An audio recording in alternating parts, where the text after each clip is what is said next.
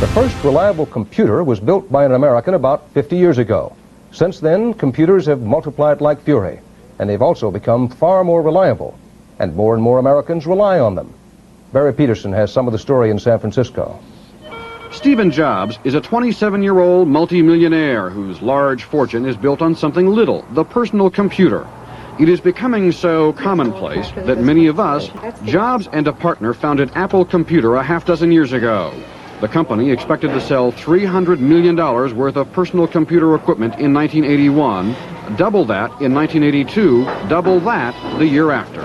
Industry experts say we're no longer on the verge of the personal computer revolution. We're right in the midst of it, thank you, and it's gathering steam with more and more people jumping aboard every day. Random access memory is internal memory that's built inside of this computer. They talk their own language here. You use escape sequences with the TS1. It is the language of small personal computers, and if words like bits and bytes mean nothing, try this one: money. At trade shows across the country, when manufacturers show off their wares, the house is usually packed. Small personal computers, selling from $500 to $5,000, are fast becoming a multi-billion-dollar business. And do everything: play electronic games, figure out income taxes, teach youngsters how to read or write, even store favorite recipes. Hollywood scriptwriter Melvin Shavelson is known for movies like April in Paris or The Five Pennies, TV shows like Make Room for Daddy. He now writes scripts on a small computer. If it can't earn its keep, it doesn't belong in the home. I use it in my work every day. In more and more schools, small computers are taking over the job of teaching reading or math or foreign languages. A generation of children is becoming comfortable with computers.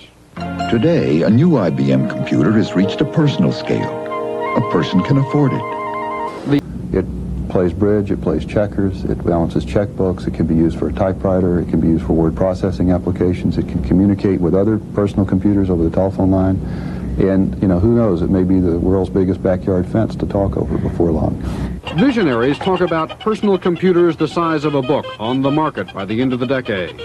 The small computers even touch the world of the arts. Designers are creating computer pictures. Musicians can make computer music. So these are the sights and sounds that are increasingly familiar, almost commonplace. I have seen the future, said one industry observer, and it computes. And it computes. And it computes. So life is already seducing you into learning this stuff. It's not going to happen at once, and it's certainly not an 1984-ish vision at all.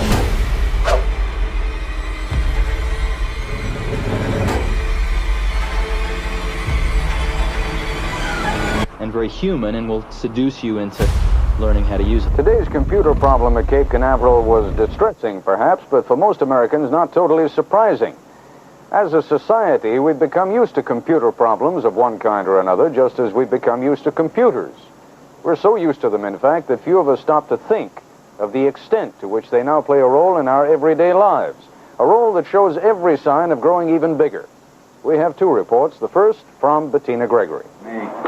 You can't do the simplest things today without using a computer. You can't cash a personal check. You can't even make a phone call without linking into the telephone company's computer. And if you go to the supermarket, the chances are good a computer will check out your groceries, mechanically assisted by a human being. In some areas, computers have replaced humankind. In Washington, the subway system is run by computer. True, motormen ride in the cabs, but only as a backup to this computerized service. In the airline industry, computers will reserve your seat on a plane. And make no mistake, when you take off, it's the computers who tell air traffic controllers how to get you safely to your destination. Computers have revolutionized the personal credit card industry. Credit card billing would be a lot harder to do without the computer. And of course, the computer provides the inevitable excuse for mistakes in your bills. Humans often feel like Don Quixote tilting at windmills when it comes to fighting the almighty computer. Miracles of modern medical diagnosis are made possible by computers, and academic research is more comprehensive. Computers have had an enormous impact on television journalism. ABC News researchers have millions of hours of film and videotape right at their fingertips. Film of an elephant? There are 223 entries in the ABC News library. An elephant at a circus? We have 20 such entries. But if you want an elephant with a rider, the computer says we have only one such film. It's a small computer that puts the letters on your television screen, and another one that creates special effects, which were once too expensive and time-consuming to produce before the age of the computer. Since Wall Street started using computers, volume on the big board doubled and redoubled to as much as 70 million shares a day.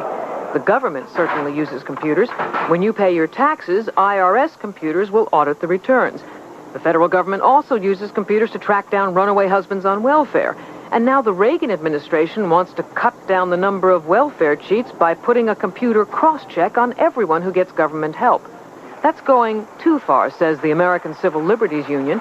But for the most part, computers have become such a way of life that many people believe they don't invade their privacy. That's because in America today, life, liberty, and the pursuit of happiness is inevitably linked to a computer. Bettina Gregory, ABC News, New York. This is Ken Kashiwahara. Personal computers are being welcomed in schools and in businesses and in homes without any mention of invasion of privacy. In fact, assembly lines are literally grinding them out, attempting to keep up with demand.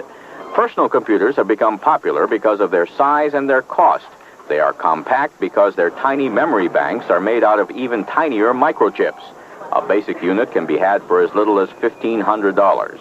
Schools use the computers not only to teach children, but to teach them about computers. Educators at this junior high school say students are going out into a computer world and should know something about it. Small businesses have latched on to the personal computer boom, using the devices to map out financial plans and to print memos and letters, all at the touch of a button. And the personal computer is beginning to invade the home. In this house, the solar power is controlled and regulated by a computer. Here, the computer is used to entertain. Video games are programmed and the battle is waged. And Fred Wilkinson says he uses his home computer to store information and to learn. It's a daily event. There isn't a day that goes by that either through a magazine or through the keyboard or through a program or through talking to somebody that I don't pick up more and more information. And it's a growing experience. I see that in myself, and I see it in other people who I deal with that started out much the same way I have. The personal computer boom has been a boom to one company in particular. It has become the Big Apple in this land of high technology.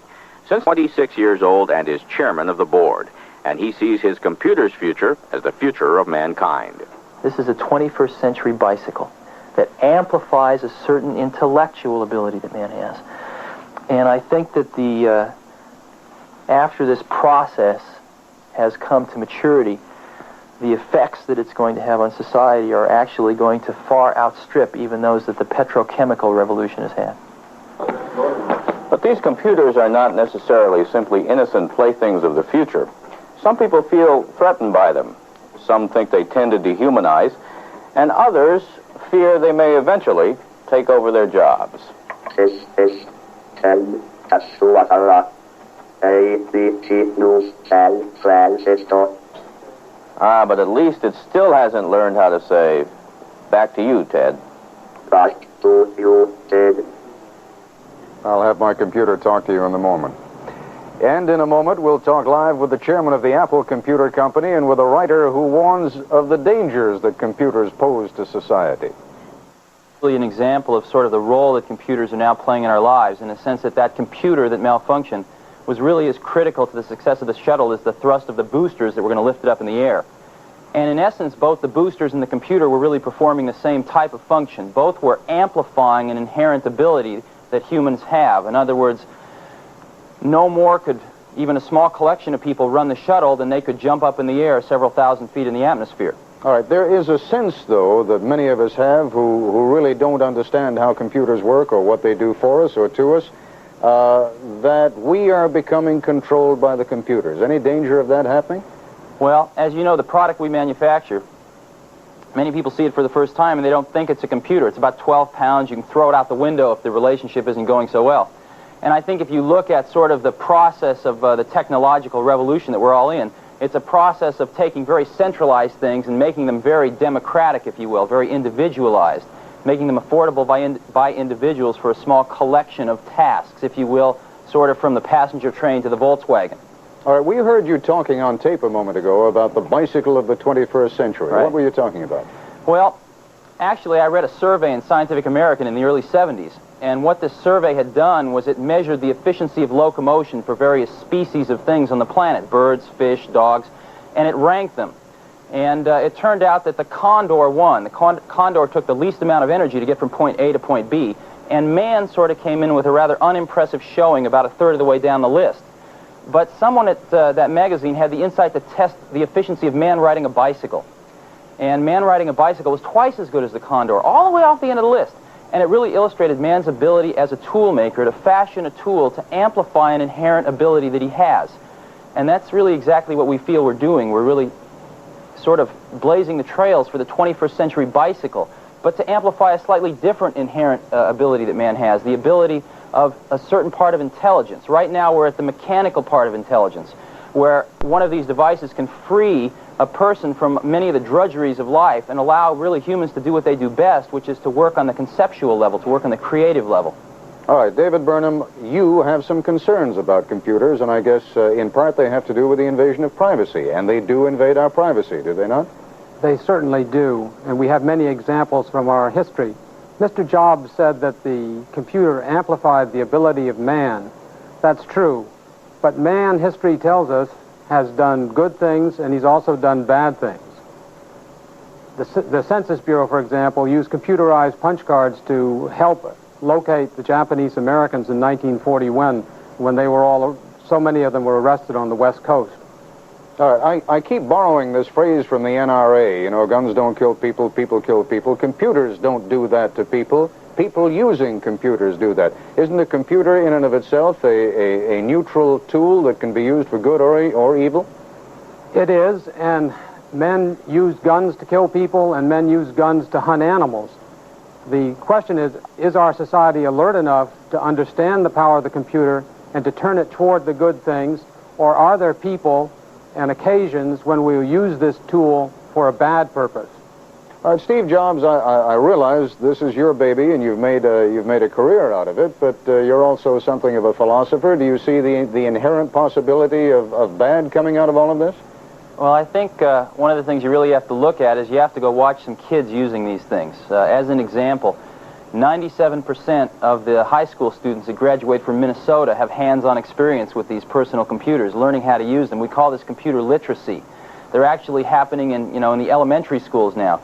And you go watch kids interact with these computers, and what you find is far from something quite harmful. In effect, what you see is an instantaneous reflection of a part of themselves, the creative part of themselves being expressed.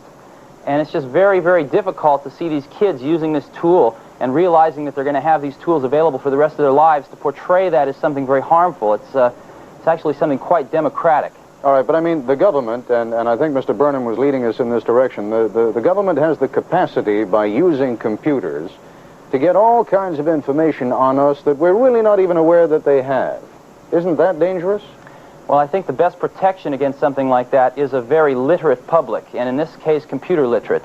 And I think you're actually seeing that happen right now. In the personal computer area, again, computers that people can afford themselves, we've already reached approximately 1 in every 1,000 households in the United States. And I think over the next 5 or 6 years, that figure will be 1 in 10. Ultimately, it will be 1 in 1. And I think the feeling of computer literacy among the populace is the thing that, for me at least, gives me the most comfort, that centralized intelligence will have the least effect on our lives without us knowing it. Mr. Burnham, are you comforted by that thought, that somehow we will all have the capacity to defend ourselves against computers by owning and being able to control computers? Well, I wonder whether the individual citizen alone is any match, say, for the United States Army, when a few years ago it began surveillance programs of hundreds of thousands of people who were lawfully voicing their opposition to the war in Vietnam. I wonder whether the individual citizen can control the Army, or whether the individual citizen can control the Census Bureau if it decides to break the rules and make information available which the citizen has given to it. All right, but on balance, are you for them or against them? I think there's a tremendous danger that the public is not aware of enough at this moment. I think if we are aware that perhaps we can use them for the good things that Mr. Jobs sees in them. All right, computer literacy, you're both in favor of that, and I thank you both very much for being with us.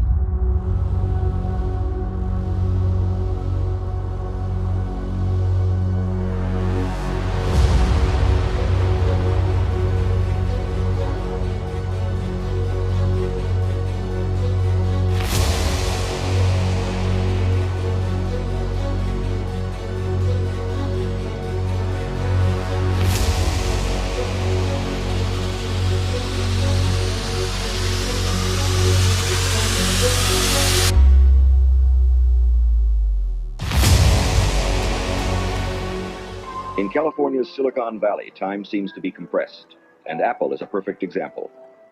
In 1976, two computer whiz kids, Steve Wozniak and Stephen Jobs, designed the personal computer in Jobs' garage and managed to bring it to market a year later as the Apple II.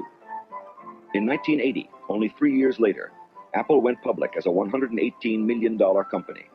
The following year, IBM entered the new market with its own personal computer, the PC.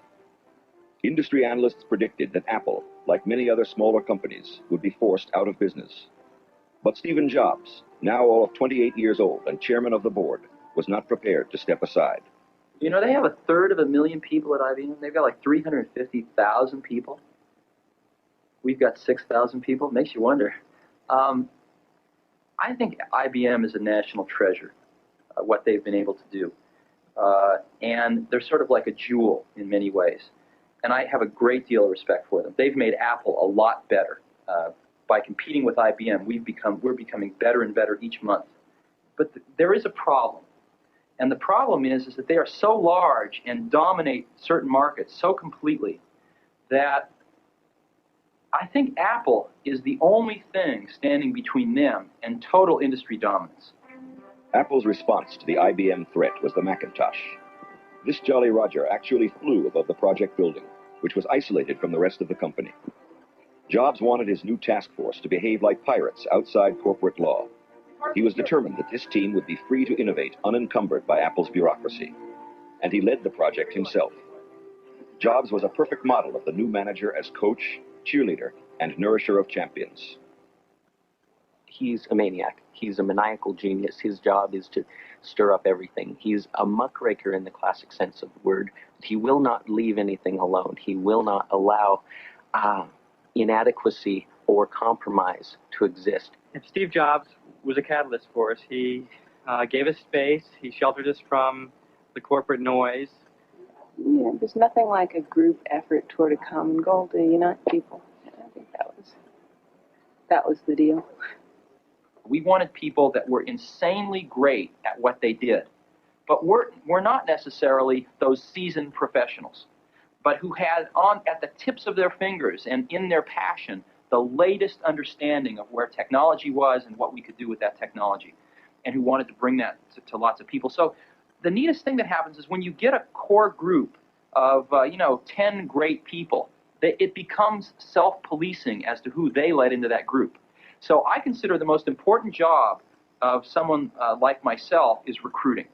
We agonized over hiring. We had interviews. You could go back and look at some of the interviews agendas. They would start at 9 or 10 in the morning and go through dinner. A new interviewee would talk to everybody in the building at least once, and maybe a couple times, and then come back for another round of interviews, and then we'd all get together and talk about it. And then before they fill out an application. No, they never filled out. The most critical Nobody part of ever the filled out. interview, at least to my mind, was when we finally decided we liked them enough to show them the Macintosh prototype, and then we sat them down in front of it. And if they just kind of were bored or said, this is a nice computer, we didn't want them. We wanted their eyes to light up and them to get really excited, and then we knew they were one of us.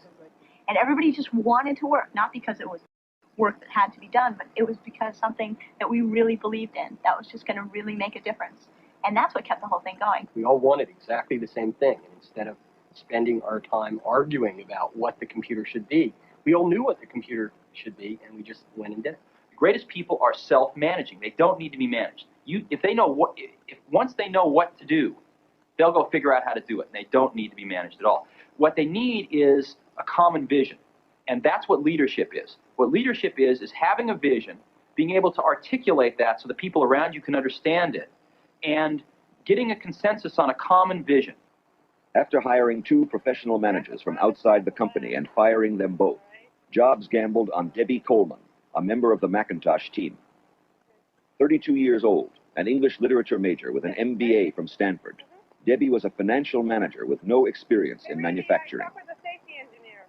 I mean, there's no way in the world anybody else would give me this chance to run this kind of operation. And I don't kid myself about that. This is an incredible high risk, both for myself personally and professionally, and for Apple as a company, to put a person like myself in this job. I mean, they're really betting on a lot of things. We're betting that my skills at organizational effectiveness, you know, override all those, you know, lack of technology, lack of experience, lack of, you know, time in manufacturing. So it's a big risk, and I'm just an example, and every single person on the Mac team, almost to your, you know, entry-level person, you could say that about. This is a place where people were afforded just incredibly unique opportunities to prove that they could write the book again. Apple released Macintosh on January 24th, 1984, hoping to sell 50,000 computers in the first 100 days on the market. 72,000 sold, and sales continue to climb. What began as a pirate venture, the bad kids in the company, has reinstated Apple as IBM's principal competitor in personal computers, and is now accounting for roughly half the company's $1.5 billion in annual sales. The best way I came up with to affect change at Apple was by example. And that was probably more than anything else, the key reason that I spent 2.5 years of my life on Macintosh, was to try by example to say, hey, here's a better way to do things. And it turns out it's worked. I mean, most everything at Apple now has looked at the Macintosh experience and come in and said, hey, we can take a lot of these concepts and apply them, make them better in some ways, and model, you know, every other factory we're doing now is modeled after the Macintosh factory. Every other product team that's doing new product is being modeled after the Macintosh team. The Macintosh example demonstrates how effectively a task force can innovate when it is bound together by a shared vision and given the freedom within the corporation to find its own way. The project also attests to what can be achieved when people are recognized for their contributions. Inscribed inside the casing of every Macintosh, unseen by the consumer, are the signatures of the whole team. This is Apple's way of affirming that their latest innovation is a product of the individuals who created it, not the corporation, not the corporation, not the corporation.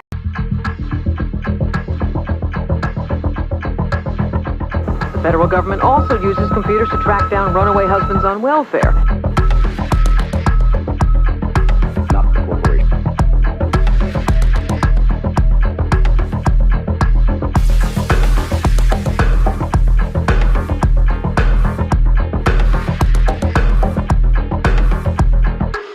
You know, who knows? It may be the world's biggest backyard fence to talk over before long.